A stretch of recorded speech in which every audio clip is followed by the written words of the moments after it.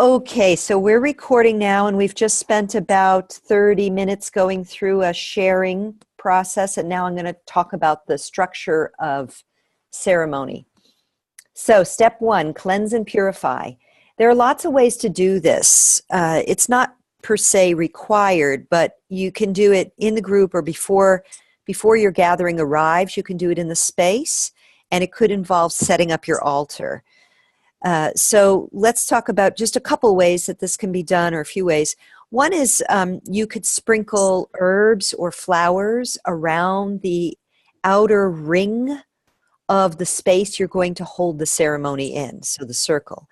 So for example, when Doug and I had our hand fasting ceremony in August, we did it in his parents' backyard. So the priestess who was facilitating, she had a mix of different herbs and flowers, and she did it with herbs and flowers. Traditionally, it's done with salt.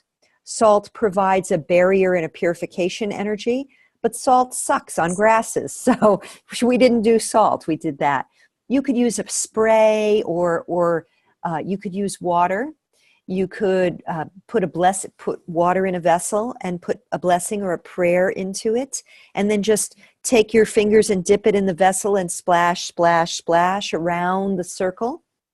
And typically you'd start in the east and move in the clockwise direction. So you'd go east, south, west, north, but sprinkling in a circle.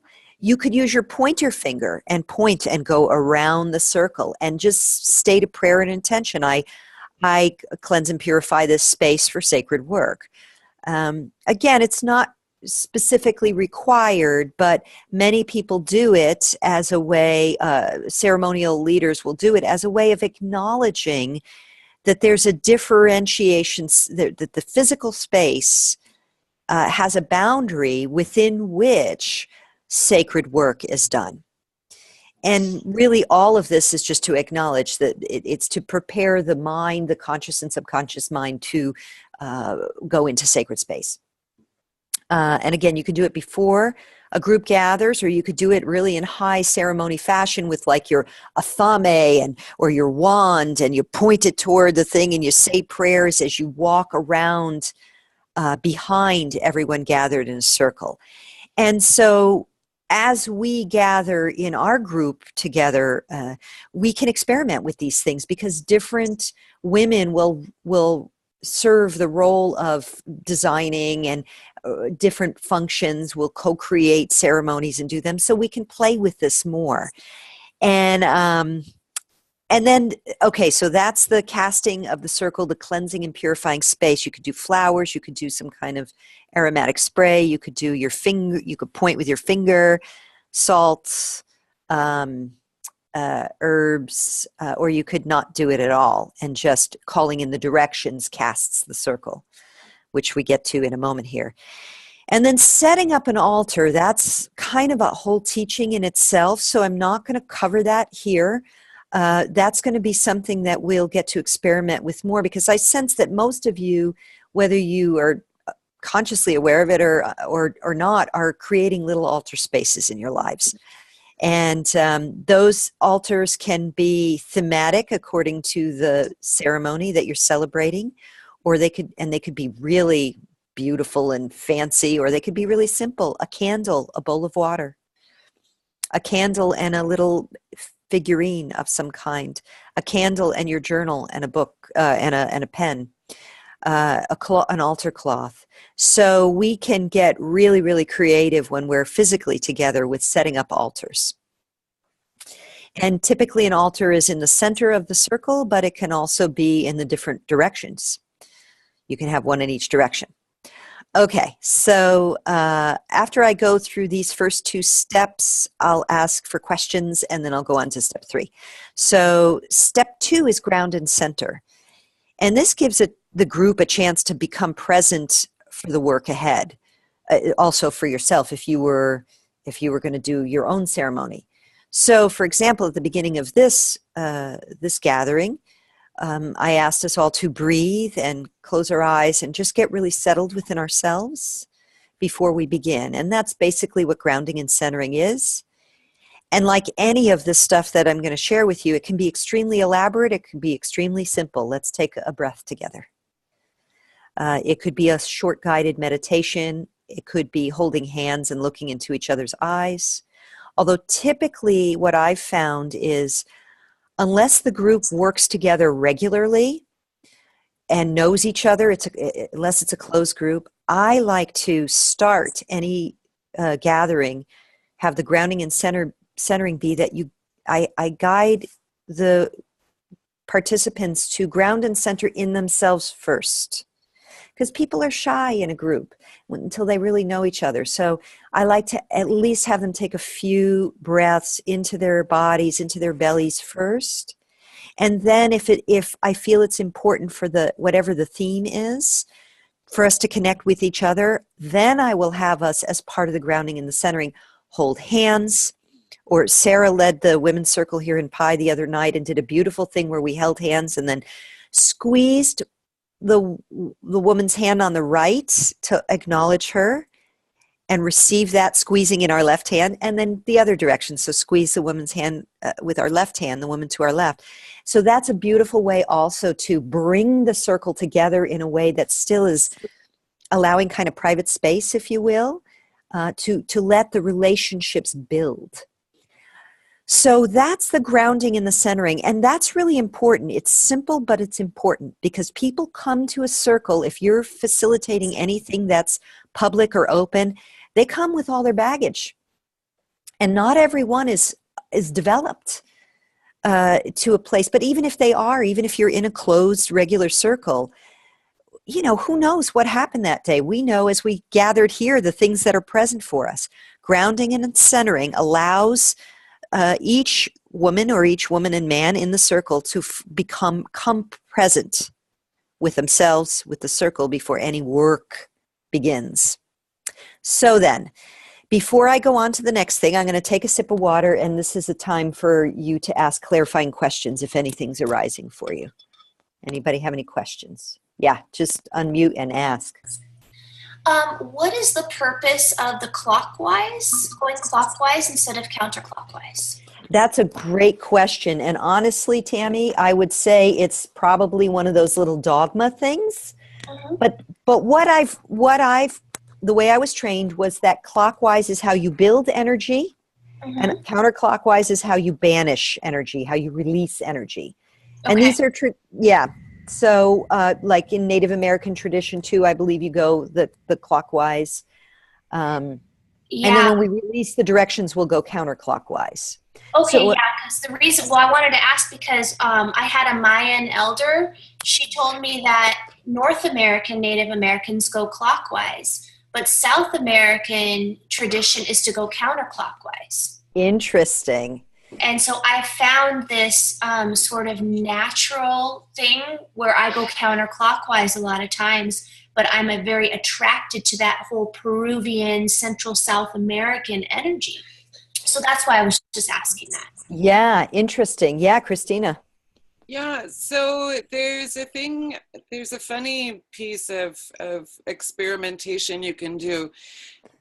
It has to do with the equator, what's coming up for me.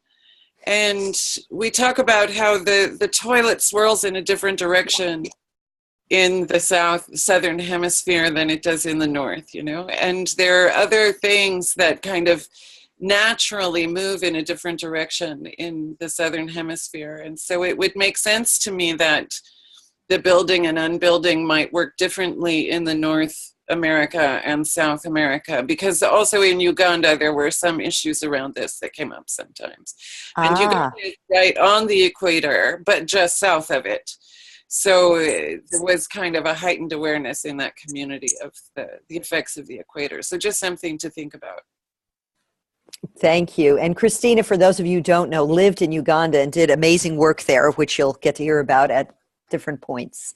So yeah, very interesting. Okay, cool. Any other questions or comments before we go on? Okay, so I'm going to pull up my just so you know, I can't see you right now when I'm talking. So if something is really urgent, you'll have to unmute and say, because I can't hear you I can't see you if you're waving. Okay, so now calling in the directions. And there are different traditions that have different symbologies. And I've learned also a little bit of the Peruvian, the Munai Ki stuff, but not enough to teach it. That's new training for me. So I really am mostly going to be, at least when it's my turn to call in the directions, calling them in the way that I learn. So again, did someone want to say something? No? Okay. So calling the directions also defines the space between the worlds. And it sets the physical and time-dimensional space of the ritual work. So there's that whole cleansing purification bit, which is sort of it's cleansing the space. But this is where we actually draw the line, so to speak. We literally draw the line and say, now we are in sacred space. And there are many ways we can invoke the directions. One of the traditional Wicca ones it starts with, "Hail, guardians of the watchtowers of the direction." And then you say what the direction is, and then you call in the qualities. And then you say, "Welcome," and "Hail east or west or south," or whatever. Another one, which I'll teach in our circle, and some of you already know it, maybe most of you know it, is the grandmother's song, which to me is deeply moving. And it's in a neutral range, so I can actually sing it because I don't sing well high or low, but. And then you can also do one that's an animal theme based or related to the tools or the elemental qualities. So there's many ways you can call in directions. And one of the sort of jokes or humorous things in the Wicca tradition anyway is when people start getting really like they're learning Wicca and they're starting to do ceremonies, but they don't yet really know how to raise power. They sometimes start getting very ceremonial. Oh, I'm hearing a beep. Angelina's here. Here, I'm going to see if I can mute her. No, that's not her. Who's making a beeping sound? Who's got their cell phone? I think it's me. It's somebody's trying to call me. Yeah, and I'm trying to stop him. So okay, I'm going to mute you. Welcome, Angelina. I've muted you, but we don't see you yet. But if you want to come on and wave, you can. And I'm going to just continue. I have to put a page up here, so I can't see what you all are doing. But anyway, ceremonial or simple. So there's something humorous that happens where when we first get to learn it, sometimes we get very ceremonial with the directions. And I've done ceremonies where like each woman is going to call in a direction and we dress the part and we have these huge like invocations. And it can be very fun that way. But it can also be just really simple. Hail east, power of air, welcome to this circle. Hail south, power of fire, welcome to this circle. So it can be ceremonial or simple. So now for the rest of this step 3, I want to talk about the themes related to the directions. And again, this is more the Wicca tradition. There are different traditions that have different themes. And after I talk about these 4 directions, I'll open up the floor again if anyone wants to have insight or questions. So typically the East is the power of air. This is the power of thought, of mind, communication, winged animals, and sunrise. It's also, I frequently say this, it's the power of thought and words. Now, the tool of the East is the athame, which is the double-edged blade or sword. And if you think about the word sword, if you take the S on sword and you put it at the end, it's words. There's a way in which the ritualistic athame is used to cut through confusion. The way the mind can be like a sword to cut through that which is not clear in order to bring clarity. These are qualities of the East elements. Cut through the fog, the confusion, in order to activate clarity of mind. The athame can also be used to cast a circle and define boundaries between the worlds. And the deities of the East are as unlimited as your imagination, really. I just put a few suggested deities here. One would be Kuan Yin and another Tara because they're from the East. Those could also very easily be West because they're about compassion. And West is about water and compassion. But just to give you some some starting points here. I gave you some Eastern goddesses. Saraswati, who is the goddess of music, science, and education in the Hindu pantheon. So she's really perfect for East. And Amaterasu, who is a Japanese goddess. So those are some of the things about the East. Then we have South. South's energies are the energies of fire and energy, creativity, sexuality. The animals are snake, salamander, lion, phoenix, or animals that are associated with heat and fire. The colors for the South are reds, golds, and orange tones. The South represents the time of the day when the sun is at its peak in the southern sky for us in the northern hemisphere. Deities are great deities for the South are anything that burns up what we no longer need, or burns us, fires us up with creativity and inspiration. So Kali, Pele, Durga, Shakti, Ganesha, who in Thailand is called Prat Pikanet, and he is the patron god of artisans and musicians, who are the creatives. So I included him here. And I have a beautiful, really fun, funky DJ Ganesha song that we'll be dancing to at some point during our retreat. The tool of the South is the wand, and because the wand sparks fires of creativity. And the wand is also the phallus. It's the symbol of the male principle of fertility and sexuality. So that's the Southern and South energy. And I'm just going to move my document down and look and make sure you all are still with me. Okay. So then we have the West, which is water, fire, water, feelings, emotions, intuition, dolphins, mermaids, whales, fishes, or animals associated with water.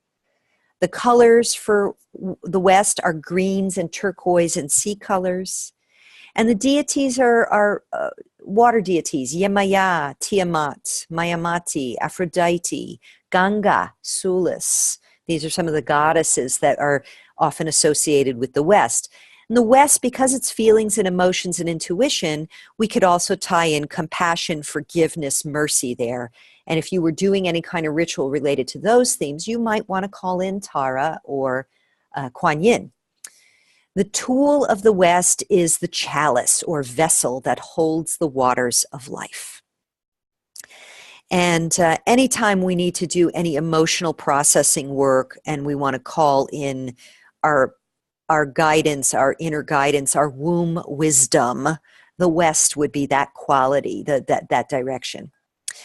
So the North, Earth. The North is related to the Earth. It's the body, health, physical things, mountains, rocks, crystals, money. The bear, the elk, and the moose, or animals that live in the North, are associated with this direction. The colors are blacks, browns, and also whites. Deities would include white buffalo woman, or sometimes called white buffalo calf woman, Caradwyn, Freya, and crone goddesses of the, elder goddesses. The tool is the pentagram, the 5-pointed star with the top point pointing upward. This is the symbol of the protection of the goddess, and a little sort of aside here, but not really. We know the pentagram in the reverse order as the Christian church usurped this ancient symbol of the 5-pointed star of the human, when we reach our arms out and our head and the 5 limbs of the human, and turned it into the symbol of the devil and devil worship. But truly, this is the symbol of the goddess. It's the symbol of Venus. And what we know as astrologers know is that Venus does this cycle in which sometimes she's above the horizon and sometimes she's below the horizon, the planet. And if you track Venus over 5 cycles, she makes literally a pentagram. That is the nature of her movements. And also, if you take an apple, which is sacred to the goddess Venus, and you cut it sideways and you look at it, 5-pointed star with the seeds. So the pentagram really originally is an ancient symbol of protection of the mother goddess and the earth. So that is step 3. We'll go to step 4 in a moment, but I want to just, again, look at the screen here and see if anyone has any questions or comments. Yes, Tammy. Unmute and go. Sorry, I'm the question asker. That's okay. That's good. Although north is earth and crystal, I kept feeling crystal energy through all of the different directions. Yes. So could you also then call in certain stones, the oversouls of the stone energy, stuff like that?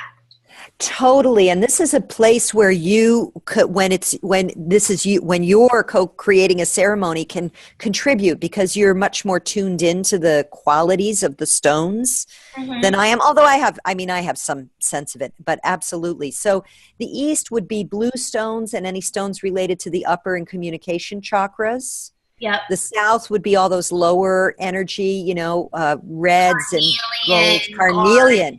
Yeah. Yeah. Good. And bloodstone, even although that's green, but things related to the lower chakras. The west would be all the heart stuff. Yeah, and Larimar, because I got a bracelet right here, it was reminding me, like, hey, I'm the west, watery flow, Atlantis energy, like all of that. Yes. Okay. Yeah, absolutely. Would it be the same with the plants and the flowers? Because I feel like we want to acknowledge all the kingdoms within.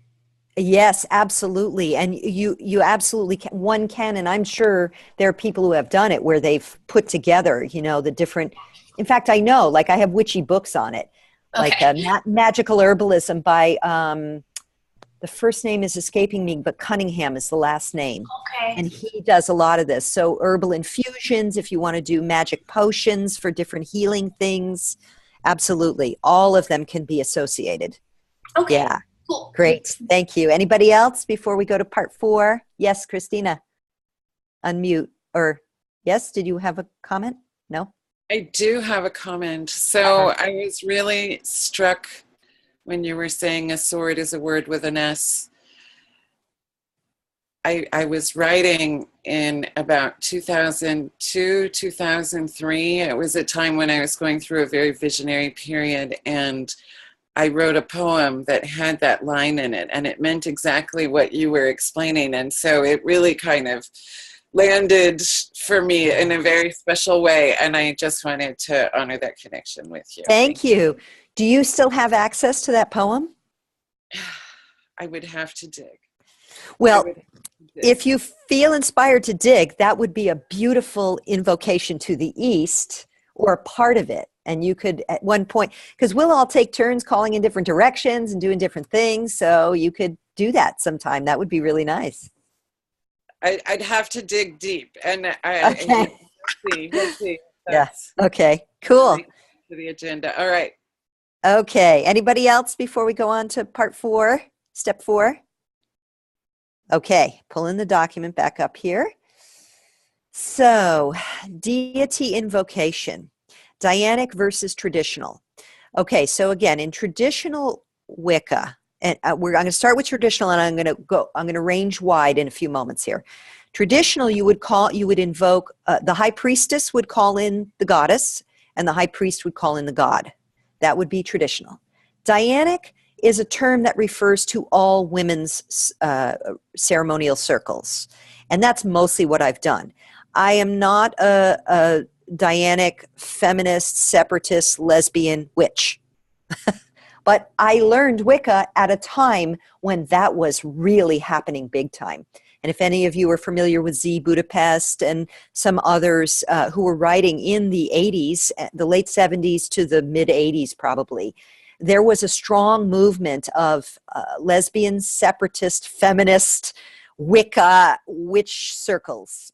And I just happened to be in a women's circle. So, I learned from many teachers. And so the Dianic tradition, in a nutshell, would not include any masculine principle. It would just be calling in the goddess, which is mostly what we did. None of us were feminist, lesbian, separatist, Dianic witches. We just were a women's circle. So we were really activating, reconnecting with the frequency of the divine feminine energy, which we didn't even call divine feminine then. We just said the goddess, and we were learning about her. So that's mostly what we did. So I know more about goddesses than gods. But that doesn't mean I exclude the god principle. And I'll teach you some chants with that as well. Now, that being said, that's like Wicca stuff. When we invoke a deity, it can be it can be great creator. It can be the great mystery. It can be the highest divine light that is. I often these days I invoke light into my body. Light, knowing that light is information and light as in service to love. So may I be filled with light. So it doesn't have to be either of those, but again, I'm teaching you sort of the foundations, my background and how it can be done. But when wait a minute, I'm starting to talk too fast, so let me just pause. I still like to, in ceremony, find a goddess whose archetypal qualities align with the theme of the ceremony. So most ceremonies that I create for a group will include the invocation of a goddess as an archetypal representation of the theme we'll be working on. And occasionally I will also call in goddess and god, certainly if there's anything related to divine union. But I want to be sure to be clear here that as we co-create ceremony, that there's no dogma around that. And also that archetypal energies can be very, they create a really beautiful thread to weave together whatever theme we are developing in a ceremony. And okay, so that's step 4. Let me just let me do step 5, and then again I'll pause and check in with you all if you have questions. Okay, so teaching and or process. So the steps. So after we've cleansed and purified, or we've grounded and centered, we've cleansed and purified, built the altar, or maybe that was done beforehand. We no, wait a minute, I'm doing it backwards. We cleanse and purify, ground and center, call in the directions, call in the deity. Then comes the teaching or process. This is the meat of the ceremony, so to speak.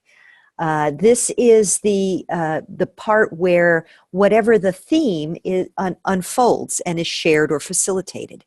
So in traditional cultures, there are certain times of the year, earth-based cultures around the world, celebrated, gathered for certain things. The moon phases, the wheel of the year, and there's the wheel of the year PDF in our Facebook group, if you haven't looked at that yet, where I share the 8 Sabbats of the year in the old tradition of Europe.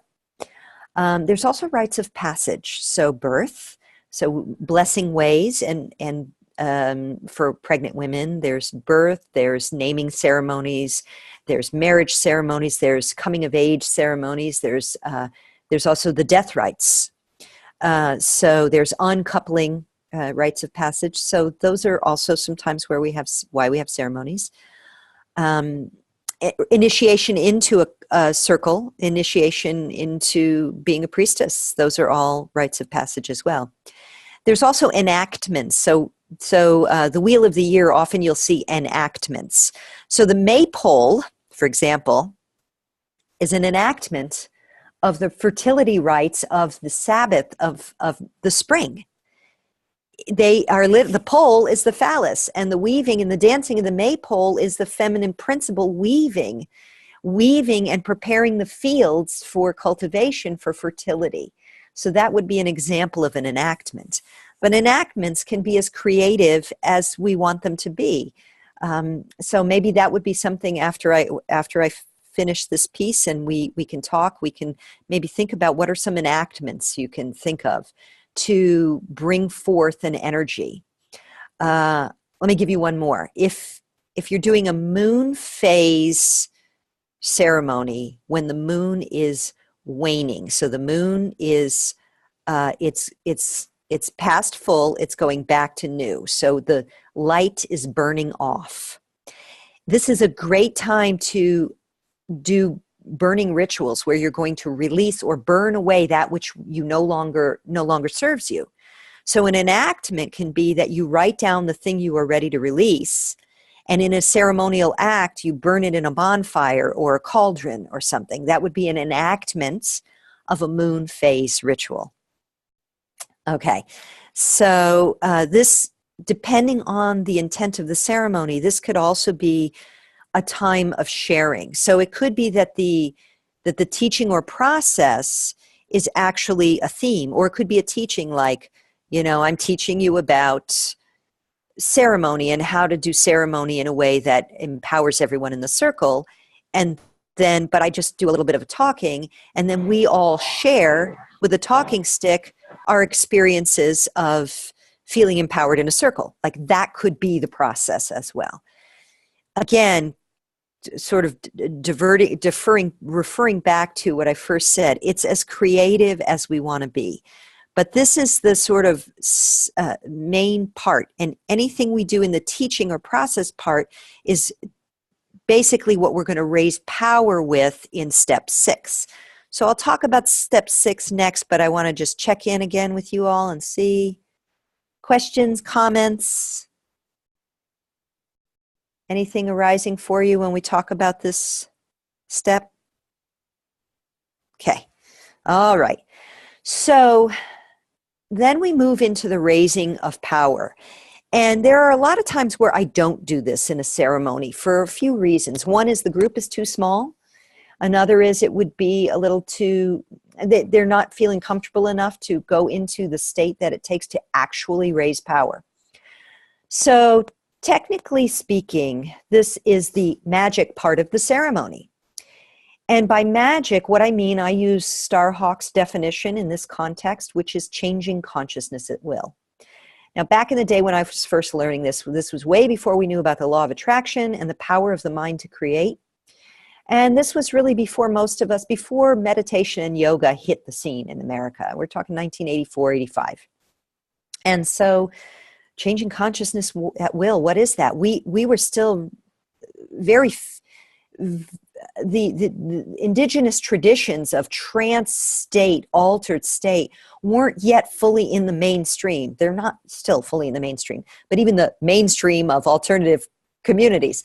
So changing consciousness at will is putting ourselves in a trance state. And we know we can do this lots of ways. We can do it through hypnosis. We could do it through, TV puts us in TV is magic. TV puts you in an altered state to program you in a negative way. Conversation for a different time, but it is serving that purpose. In ceremony, magic is when we dance, sing, chant repetitively over and over again to alter our consciousness into that state of trance. And then when we add movement to it, not random movement, but staying in the circle and moving either in a spiral dance or moving in circle or literally focusing on the central point of the altar in chanting and dancing and singing in this state of group unity, that we begin to raise a spiral energy of power, and we see it as a spiral rising. And then at the point where it's raised to a fevered pitch, the high priestess will initiate the sending off of the intention of the prayer and the prayers. So the enactments, or the step 5, if you look at step 5, the teaching and the process, one of the things we do there is in that part is we're going to set the intention. So let's say our intention is it's a healing ceremony. Let's say it's a healing ceremony. And what we want to do is we want to build a tremendous amount of healing frequency for anyone who needs it, or maybe for each of our loved ones and ourselves, or for our community. Maybe like, a lot of communities are dealing with painful situations. So there might be something that's a hot topic in your community. And you as a group want to offer healing to that issue, that problem. So you all have that intention. You begin chanting and singing and dancing and focusing on this. And you build and build. And we're not talking about 3 rounds of one chant. We're talking about sometimes 30 minutes of raising power. And this is where a closed group has much more ability to do raising of power, because sometimes if you have an open group, people get awkward. They're like, are we still supposed to be chanting this chant? Yeah, if you want to raise power, you're going to really want to build it, right? So you're chanting and chanting and chanting. And then the high priestess's role is, when she feels that sense of the fevered pitch, is to begin to bring it up. Maybe it's bringing up the song to bring it to a fevered pitch. And then what we do is we sort of use our intention and attention to imagine that portal, that opening, and we send it up through the portal for whatever we're sending it to. And this is as we begin to understand the power of energy and the power of our minds to create. I think I'm hoping we can all see now just how powerful this can be, for good or for ill. And it's part of why I feel I have a fire under my ass to start teaching this stuff now, because when women gather in a circle and intend and attend to sending forth the power of healing, of speaking truth to power. Look at what's happening with the Me Too movement and the revealing of all that's going on. We have power. We have power to change the world. And that's what this piece of it can do. Let's see, is there anything else I want to say? So focusing on what is the intention and unified in your focus, keeping it of high vibration. And there's a couple things that we say in it. This is the Witch's Creed from Wicca. Do as thou will and harm none, and abide by the threefold law. The threefold law is that which you put out comes back to you threefold. And if you keep these two things in mind with anything you want to create and raise power on, you can be pretty sure that you're going to do well. Do as thou will and harm none. And be mindful of the threefold law, or do it in accordance with the threefold law. That which you put out comes back to you threefold. And is there anything else in this spiral dance? I'll teach you the spiral dance when you're here. Some of you already know it. So it's a dance where we circle and raise power like a snake, kind of. Okay, so before I go on to step 7, let me open the floor for questions, comments, clarifications. No? Any comments, questions? No. Okay. Okay, so let's go on to step 7. Once we have sent the energy through the portal, we're very open at this point. We're really connected and open in a trance-like state. So this is a great time to drop into trance. This is really the time for guided meditation journeys, journey to the underworld, shamanic journeys, or simply scrying or going into a meditation. This is where we take the collective intent of the group. We've sent it off. We bring some of that energy into ourselves. We touch the earth and offer some to Mother Gaia. And then we stay silently in our own space in the trance state to receive the guidance for our own lives. How does this apply to me personally? What guidance, what does the divine have to offer me for my next step in activating this quality of energy? And again, this can be done in many ways. It can be a guided journey. It could be just rattling shamanic journey. It could be silent meditation. It could be taking a bowl of water or a candle and scrying, just focusing on it and trancing out. It could also be everyone silently pull a tarot card and meditate on the card. It's the intention of step 7 is to seek insight for action aligned with the intention of the power raising. What to do next after we leave the magic circle. So that can be anything from a few minutes to, again, 30 minutes or so. It really depends on the circle, the time allotted, the number of people, and the bond created with the community in the circle. So once that, and again, this is where there's a high priestess.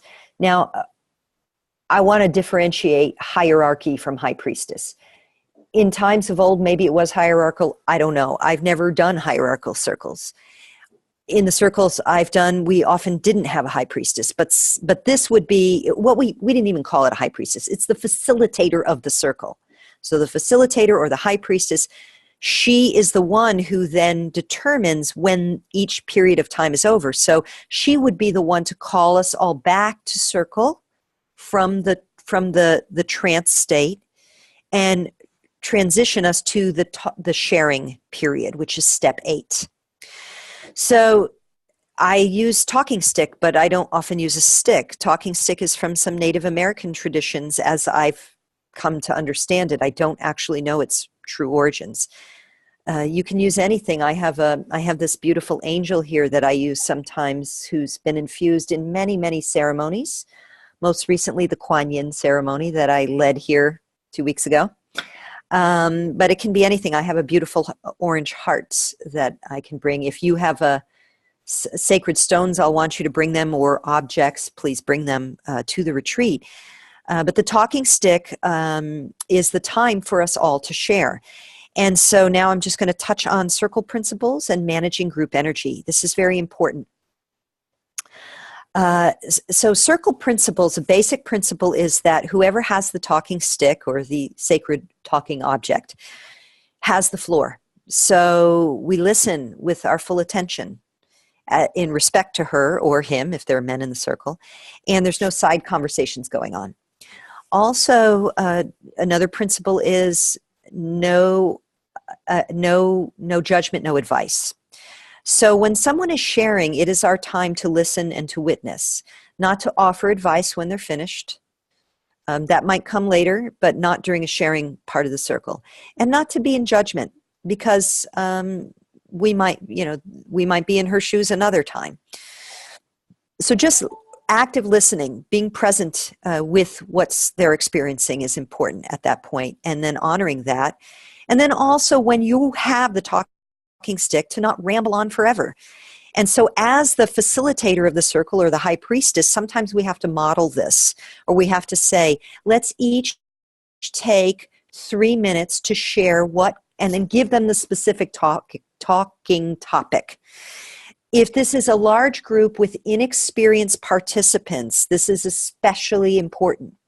If you're in a closed circle of 5, 6 women and you all know each other well, you can, there's more spaciousness in the sharing.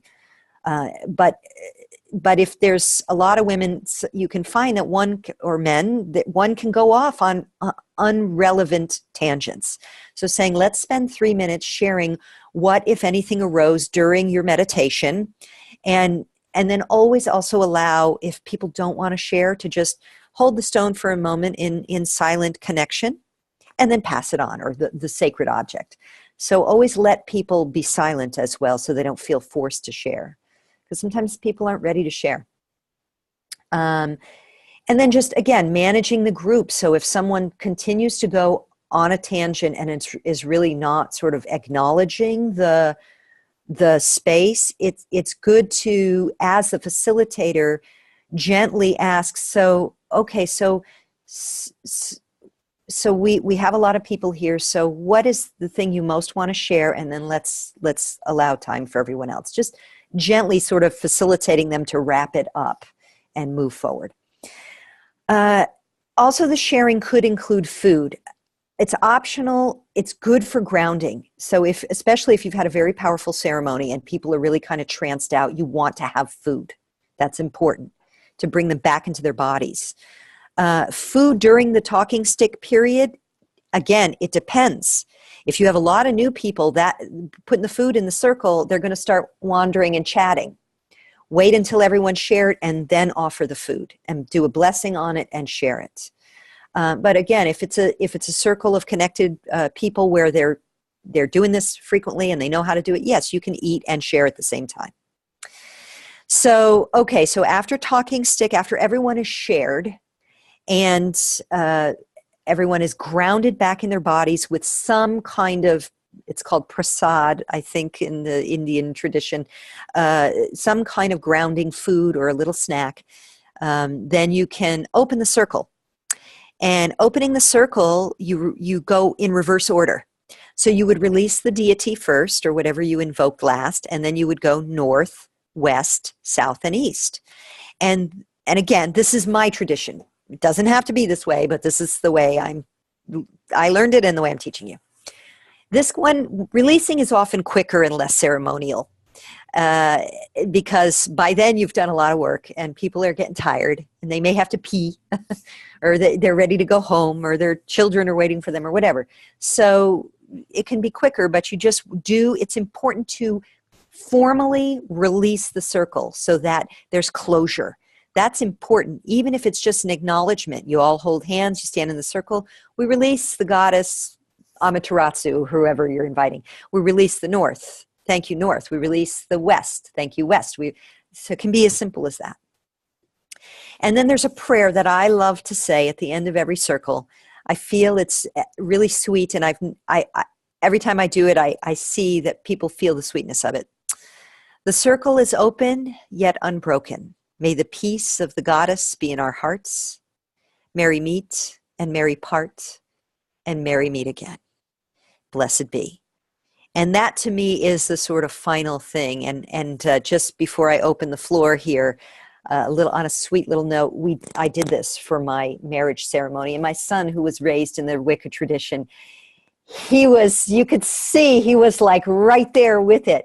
The circle is open yet unbroken. And it touched my heart because this was the tradition I raised him in. And all these years later, he remembered this little prayer to open the circle. So anyway, so that is the teaching of today. Now, the floor is open for anyone to share or ask before we close up for today, before we finish this call.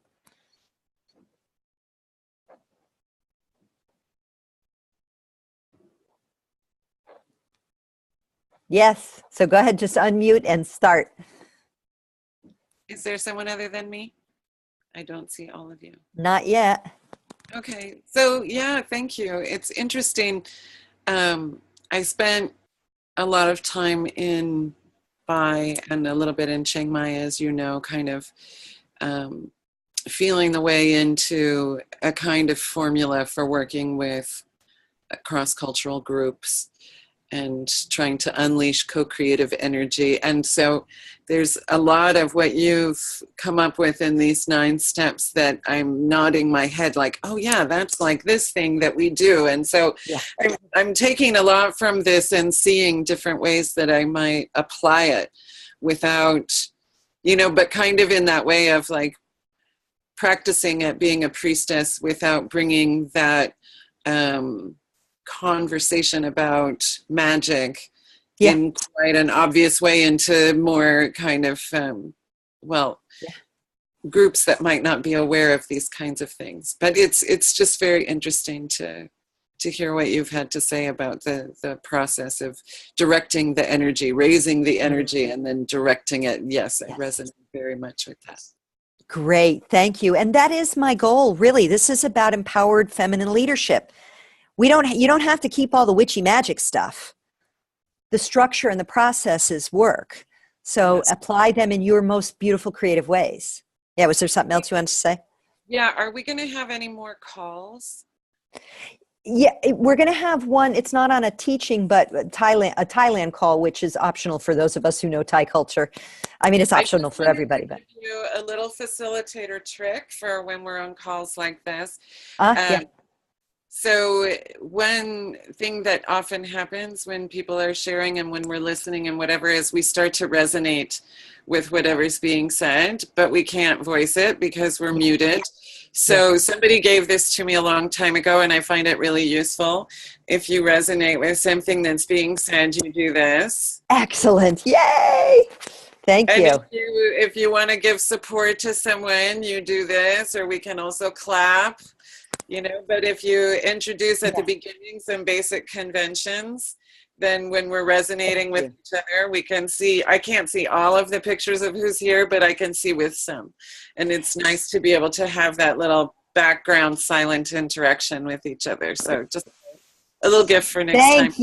Thank you. Co-creation in action. Okay, so this is applause in American Sign Language. So. Yeah, very nice. Yeah. Beautiful. So this is, I'm resonating with what you're saying, and this is, I'm supporting you, sister. Yeah. Okay, great. Deal. Beautiful. And it's good to see your beautiful face there, Angelina. Welcome. I'm glad to see you here. So, okay. So thank you, Christina. This is exactly my intention, is for us to co-create. I'm creating the structure and the, sharing the things that I know, and then we're whooping up the magic together and sharing our tools. So anybody else have anything to share, ask? Yes, Patty, go ahead. Hi, thank you. And also just kind of following what Christina says, just for seeing everybody. If you see along the top, you can see a gallery view, or you can see like little Rubik's Cube sort of thing, and you can see everyone together, which I just found that button. Yeah. So that's kind of fun too. But thank you. Also, just the open circle. Oh, sorry, construction just happened again. That's okay. It's not that loud. Is sort of like closing circle, but it's not being closed. That's why you call it an open circle. Yeah. Yeah, this is a good. Thank you for bringing this up, because there's language distinction here. Technically, you close the circle when you begin, because you're sealing it closed. You're casting the circle, and you open it when you end. Most of us think of like, okay, the floor, the meeting is open, right? That's how we think of it, like it's open for work. But in the old tradition, it would be we close the circle means we cast the circle, and we open the circle means it's done. So, use it as you like. But thank you for bringing up that, because it is confusing for people. Thanks. Who else? Yes, Tammy. I saw Tammy raise first, or Courtney, doesn't matter. Okay. So under the raising power, step 6, this sense of like that would be an opportunity for like drumming and drum circle type stuff. Yes, that's exactly. There's like a hidden shaman in me, so I'm kind of like applying to like these parts of me that want to express in that very tribal way. And it feels like a lot of this is like a similar diagram. So I wanted to ask your opinion on that. Yeah. That's you're spot on, Tammy, because this is the sort of indigenous stuff of Europe, of Western Europe, in the way that I learned it. So drumming, absolutely. And if you all have drums you want to bring them. If you have rattles you want to bring them. If you have room in your suitcase. I didn't have room for my drum. But yeah, this is when you go into that like altered trance, the drum, the syncopated beat that gets you out of your left brain and into that other state. That's exactly what it's for. And, they use the gathering drum, to welcome and bring everybody in, but that could certainly also be used in step 1, right? To be cleansing and purifying the space, as you're using the circle drum and you're imagining that frequency running around, running through to purify and set. I don't know, I'm just coming really quick. So. It's true. You're right. And bells, have used, so sound, any of the elementals can be used for that. Yes. Yes. That's great. That's going to be hard to pack. How am I going to pack all my smooth stuff? I know. I looked at my crystals and I was like, none of you big guys can come. I'm sorry. Yeah. I can't pack rocks. Like, I'm coming. Yeah, I have little ones that I can put in medicine pouches, and that's pretty much it. That's it. Yeah. Okay. Thank you. Yes. Thank you. Yeah. Courtney. It's funny, as soon as you were talking about drumming, and I was like, Tammy's got to bring her gathering drum. I was like, I don't know if it's going to get a suitcase, but in my head, I was like, I saw, she's got to bring that one. I was just wondering, the closing poem that you do, can you post that in the group? I think that's so beautiful. Yes. And it really resonated. I'd love to have the full thing. Okay. Post in group. I've just got my little notes here. Okay. Yes, we'll do. Thank you. Yes. Thumbs up from Christina. Okay. Who else? Anybody else? And Patty and Tammy. Anybody else have any questions, requests, comments? Yes. Christina. I have a couple of djembes. I'll bring them from by. Yes. Yeah. Thank you. Yeah. And anyone else who's here in Thailand who can bring drums, please. Yeah. Anyone else? Okay. So Dawn also to bring her drums as well. Yes, Dawn. Drums. Yeah, I've already talked with her a little bit about that. Yeah, and she has a drum that has a long sort of sacred story in her family, so she'll bring that too. Great. And so let's see. At the beginning of the circle, we all introduced ourselves, but Angelina, you weren't here yet, so I'm wondering, would you like to take a moment to share where you are and what is arising for you during this solstice, this winter solstice Yule? Oh, you got to unmute first, or yeah. I could do that. Can you hear me? Yes, very clear. Okay. So, hi everybody. I don't know who's on the call because I'm on my, I'm actually on my phone this time because my laptop reception is not very good in my bedroom. I am currently in my bed at, I guess it's almost 10 a.m. or it is 10 a.m. Jakarta time. I live in Jakarta, Indonesia, and I am currently going through a really big slump. It's been about a month, so I just woke up actually when I joined the call, so that's why I'm late. It was in my agenda and I had wanted to call in. I may call in for the first part of the second call this afternoon. I may not. It'll depend on what we're doing. I'm currently in Jakarta with my husband for a diplomacy posting. So he's working at the embassy and I'm at home. I started a business recently and I've been working with Dawn on a number of spiritual practices and endeavors and some healing for the past year. I've been feeling a little bit separate from the healing, and I woke up this morning feeling really good. So I'm thinking that maybe the solstice is bringing with it the end of some of the depression. I suffer from depression, and every fall I'm usually pretty down. This fall is going to be interesting or this winter, I guess, because I'm separating from my husband. So just in a bit of a slump and trying to keep myself above water. Thank you for sharing. And it's good to see you. I know you've been going through this and Thanks. I really want to connect, even if it's just girlfriend connect, not work connect. Oh yeah, no, I'm going to call you. I'm just good. Yeah. So we're here.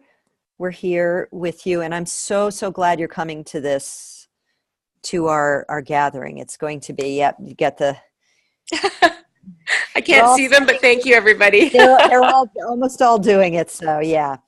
Okay, great. Thank you. So, and I love you, and I'm glad I love you're you here. too. And thank you everyone for participating. Yeah. So is there anything else anyone wants to share before we wrap up for today?